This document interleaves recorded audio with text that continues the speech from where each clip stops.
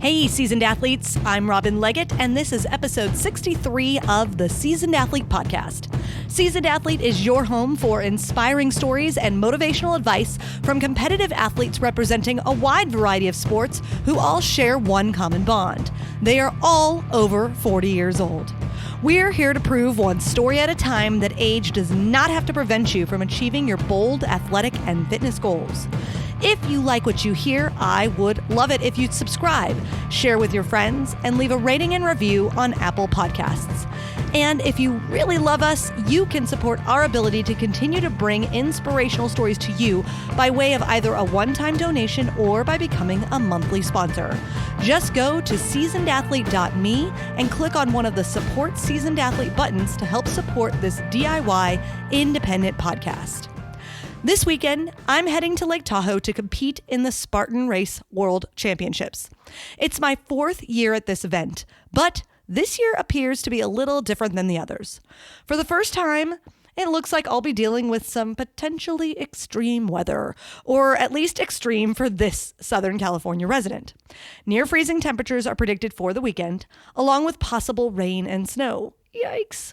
Of course, this topic has been weighing heavily on my mind in the last week or so, which has led me to my topic of the day, and that is preparing for the unexpected when your training only gets you so far. So here's the deal. I have been really focused on this race. I have been training. I'm working with a coach. I've been focusing on solid training and solid recovery. I've been doing everything I'm supposed to be doing to get ready for this race. And I've been feeling good. I've been feeling confident. My running is good. My obstacles are strong. And then I start looking at the weather report for the weekend. And I've been watching it every single day. I've been pretty obsessive about it because when you're dealing with the weather up in the mountains, well, that can be a bit unpredictable. I have some experience in that in other mountain races, and I've usually gotten pretty lucky when it comes to race day. But as we get closer and closer to this race day, I'm realizing that I might not be so lucky this time around. So it's occurring to me that all of the training that I've been doing can potentially be thrown out the window when I am dealt with whatever conditions the course is going to be in this weekend, whether it's going to be freezing cold, whether it's going to be wet, whether there's going to be snow on the obstacles and I physically can't hang from the monkey bars because it's too cold. Whatever the case is, that definitely throws a wrench into my preparedness for this race. And so this is something that can really get into your head if you let it get into your head, because it's just frustrating to think that, oh my gosh, all this training, all this work that I've put into it, and it could potentially just not even matter because of what I'm going to be facing on the course. Like, that's not a fun thing to think about, but you don't want to let that just completely wreck your plans for what you're going to do out there. When it comes down to it, everybody's dealing with the same thing.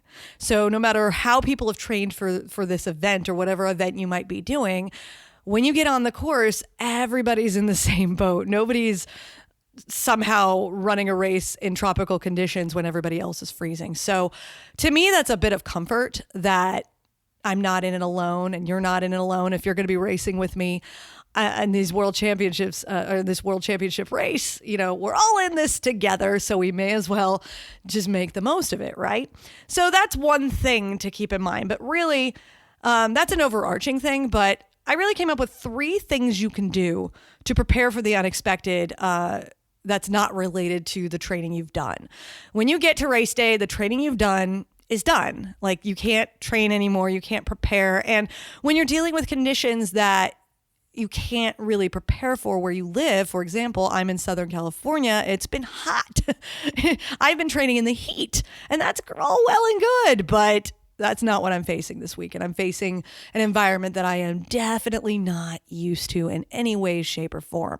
So what can you do to prepare for the unexpected that goes beyond the training you have done for a race, an event, or whatever you're doing? So here's 3 things that I am sharing with you today to prepare for the unexpected in a competitive event. All right. Number 1, research your event. So really learn everything you can learn about where you're going to be racing or competing and what special circumstances might come up in that location. For example, I'm racing in Lake Tahoe. This is a mountain event. We're dealing with elevation, we're dealing with altitude, and we're dealing with unpredictable weather. Despite, the fact that I have raced there for 3 years and I have had beautiful weather for the last 3 years, that does not mean that I'm going to have beautiful weather this year. So if you're going into this race, for example, if you're going into Spartan World Championships like I'm doing, and you have done it before and you have experienced one kind of environment, don't expect that to be the environment you're going to see when you're there this time. And this can apply to any race that you do, any event that you do. Just because you had one experience one time doesn't mean you're going to have that same experience every time. So do your research. What does that mean? Learn about where this event is taking place. Learn about what the terrain is like. Learn everything you can. Research. The internet exists just for this reason and other less useful reasons, but this reason's a big one. So where are you racing or competing? What is the terrain like? What are the conditions like? And what are the conditions going to be like exactly when you're going to be there?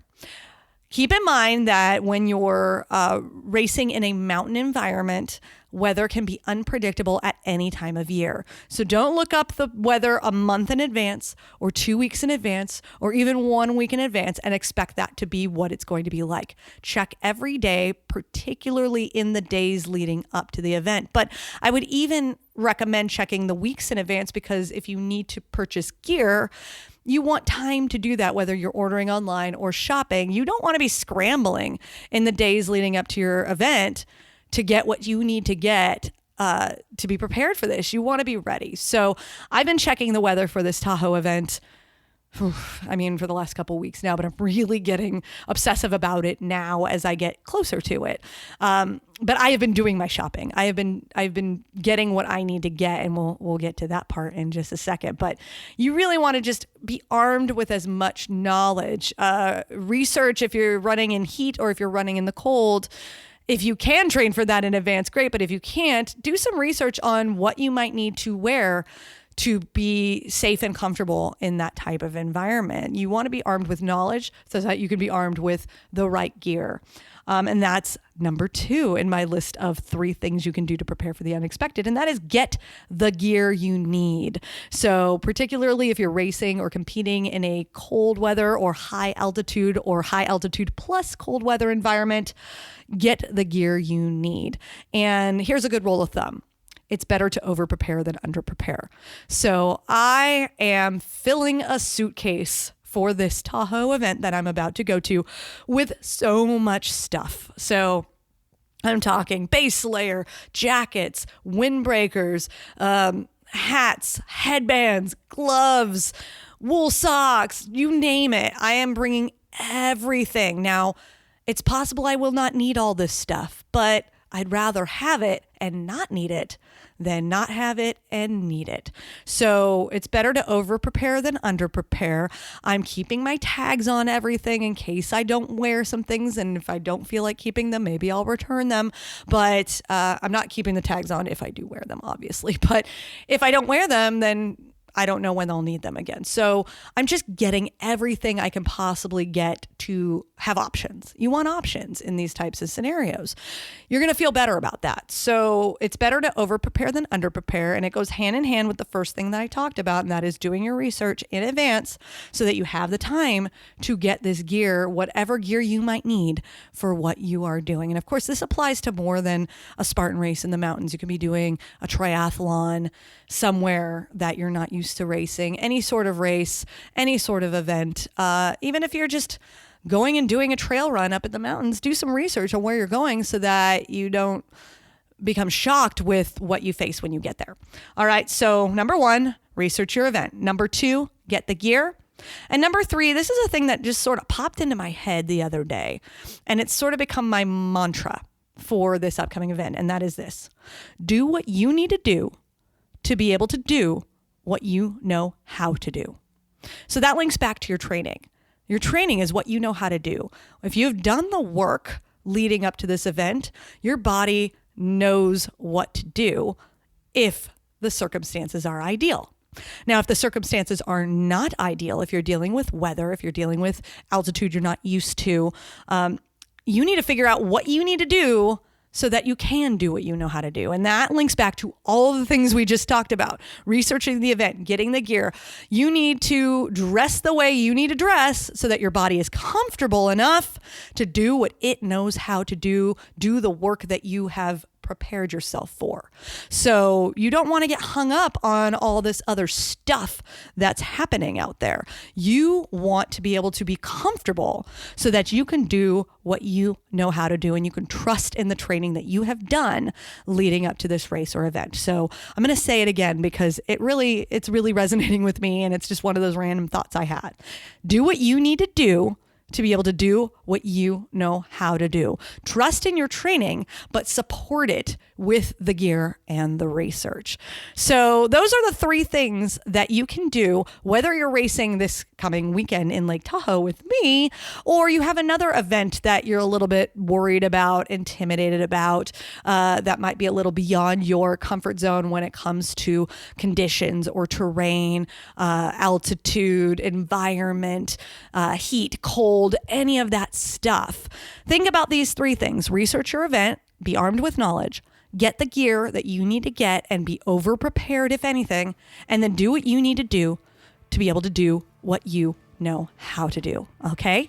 If you have any questions for me, feel free to reach out on social media, Seasoned Athlete, or my personal Instagram at Robin Leggett SGX. Shoot us an email, seasonedathlete@gmail.com. Reach out in any way. I'm always happy to answer your questions to help you do your best and perform at your best and to be able to achieve those bold athletic and fitness goals. I will talk to you soon, or maybe see you on the course in Lake Tahoe. Get out there and crush it. Thank you for listening to the Seasoned Athlete Podcast. The music you heard in this episode is from someone who is always ready for the unexpected, Jason Achilles. Learn more about him at jasonachilles.com. Do you know someone who would make a great guest on this show? Or do you have a unique and inspirational story to share? Shoot us an email, seasonedathlete@gmail.com. Check out our entire library of episodes and learn about our distinguished Seasoned Athlete alumni at seasonedathlete.me. While you're there, click on the Support Seasoned Athlete button to help us continue to share stories of ageless athletes and their remarkable journeys. Now go out there and embrace your extraordinary, my fellow seasoned athletes, because you so can.